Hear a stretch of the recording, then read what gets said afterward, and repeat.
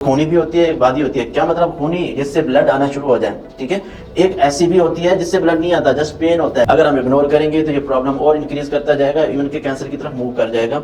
तो याद रखिएगा। तो इसमें ये प्रॉब्लम क्या होती है, हमें पेन होना शुरू हो जाता है, बैठे रहते हैं। वो कहते हैं चले 2 घंटे बाद, 3 घंटे बाद, 4 घंटे बाद। इस तरह की एक्टिविटी भी आपकी बॉडी के लिए डेंजरस है। ये भी बवासीर काज करती है। कॉन्स्टिपेशन होगी, उसके बाद बवासीर होना शुरू हो जाएगी। अस्सलाम वालेकुम। हमने नोटिस किया है कि 92% व्यूज़ हमारे पास ऐसे लोगों की तरफ से आते हैं जिन्होंने हमारे चैनल को सब्सक्राइब नहीं किया। तो आज हम मरहम की तरफ से आपके पास रिक्वेस्ट करने आए हैं कि आप हमारे चैनल को सब्सक्राइब करें ताकि हम और इन्फॉर्मेटिव कंटेंट और अच्छे डॉक्टर्स अपने प्लेटफॉर्म पर ला सकें। Thank you. बिस्मिल्लाहिर्रहमानिर्रहीम। अस्सलाम वालेकुम नाज़रीन, मेरा नाम डॉक्टर शफकत रसूल है और मैं हेड ऑफ़ डिपार्टमेंट हूँ मिनहाज यूनिवर्सिटी के अंदर। पिछले 10 साल से मैं क्लिनिक कर रहा हूँ। 10 साल मेरा क्लिनिकल एक्सपीरियंस है। आप या आपके फैमिली में से या आपके जानने वालों में से किसी ने मुझसे कंसल्टेशन लेनी है तो वो मरहम के थ्रू मुझसे कॉन्टैक्ट कर सकते हैं। तो नाज़रीन, आज हम एक और अहम मौजू पर बात करने जा रहे हैं जिसे आप बवासीर कहते हैं। याद रखिएगा, ये बवासीर एक खूनी भी होती है, एक बादी होती है। क्या मतलब खूनी? जिससे ब्लड आना शुरू हो जाए, ठीक है। एक ऐसी भी होती है जिससे ब्लड नहीं आता, जस्ट पेन होता है। तो हम लोग समझ रहे होते हैं कि ये बस वैसे ही स्टूल हार्ड था, पखाना ज़रा सख्त था, इसकी वजह से ज़रा पेन हुआ है। याद रखिएगा, इसको इग्नोर नहीं करना। अगर हम इग्नोर करेंगे तो ये प्रॉब्लम और इंक्रीज़ करता जाएगा, इवन के कैंसर की तरफ मूव कर जाएगा। तो याद रखिएगा। तो इसमें यह प्रॉब्लम क्या होती है, हमें पेन होना शुरू हो जाता है। हम पेन होगा, कमर का दर्द होना शुरू हो जाएगा, खाना हम प्रॉपर तौर पे नहीं कर पाएंगे। हम क्या करते हैं, जब हमें पता होता है कि पेन होना शुरू हो जाता है तो फिर हम काफ़ी देर के लिए अपने आप को रोक के रखते हैं कि एक बार जाएंगे, एक बार ही पेन होगा, उसके बाद कोई प्रॉब्लम नहीं होगा। याद रखिएगा, इस तरह की एक्सरसाइज भी आपके लिए डेंजरस है। कुछ लोग ऐसा करते हैं कि लाइक कुछ ऑफिस वर्कर होते हैं, कुछ जॉब वर्कर होते हैं, कहीं ना कहीं वो काम कर रहे होते हैं। जब उनको इस तरह की हाजत होती है तो वो क्या करते हैं, वो बैठे रहते हैं। वो कहते हैं चलें 2 घंटे बाद, 3 घंटे बाद, 4 घंटे बाद। इस तरह की एक्टिविटी भी आपकी बॉडी के लिए डेंजरस है। ये भी बवासीर काज करती है। कॉन्स्टिपेशन होगी, उसके बाद बवासीर होना शुरू हो जाएगी।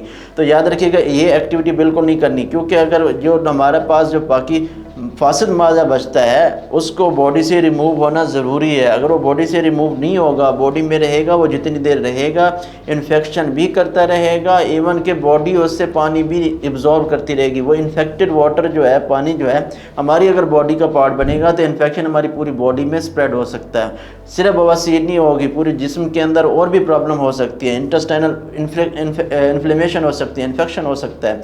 आपकी आंतों के अंदर, आपके स्टमक के अंदर प्रॉब्लम होना शुरू हो जाएंगे। एच पाइलोरी अब कॉमन हो रहा है। ये रीज़न है बहुत सारी जो प्रॉब्लम हो सकती हैं हमारी वजह। होता क्या है, ये होती क्यों है बवासीर? बवासीर मैंने आपको बताया कि हमारी ये वाली एक्टिविटी होगी कि अगर हमने स्टूल को काफ़ी देर के लिए रोक के रखा, पखाने को बॉडी के अंदर काफ़ी देर के लिए रोक के रखा, तो हमारे वहाँ पे इन्फेक्शन होना शुरू हो जाते हैं। इन्फेक्शन की वजह से आहिस्ता आहिस्ता ज़ख़म बनना शुरू हो जाते हैं। ज़ख़म की वजह से वहाँ पर हमें ब्लड आना शुरू हो जाता है। जैसे स्टूल पास करेगा वो ज़ख़म को ताज़ा करता जाएगा, ताज़ा कर देगा तो वहाँ से ब्लीडिंग आना शुरू हो जाती है। इसी तरह से वहाँ पर पाउचेस बनना शुरू हो जाती हैं, थैलियाँ बनना शुरू हो जाती हैं, मोके जिसे हम कहते हैं वो बनना शुरू हो जाते हैं। इस तरह की एक्टिविटीज़ है। तो हमें इस तरह की काम नहीं करना चाहिए। हमें एक्सरसाइज भी करना चाहिए, हमें फूड प्रॉपर देर पे लेना चाहिए, खाना हमारा टाइम से लेना चाहिए। इसी तरह से पानी का जो इंटेक है वो बहुत ज़्यादा करना चाहिए। ये ज़्यादा करेंगे तो ये डाइजेशन ईज़िली होगी, और डाइजेशन ईज़िली होगी तो आपका स्टूल ईज़िली पास होगा।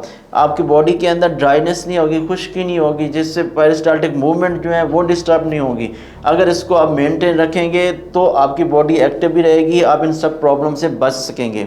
अगर आप या आपकी फैमिली में से इस तरह के प्रॉब्लम में इस तरह के प्रॉब्लम को फेस कर रहे हैं तो आप कंसल्टेशन लेना चाहते हैं तो मरहम के थ्रू आप मुझसे कंसल्टेशन ले सकते हैं। ये ट्रीटेबल है, मैनेजेबल है, परेशान होने की ज़रूरत नहीं है।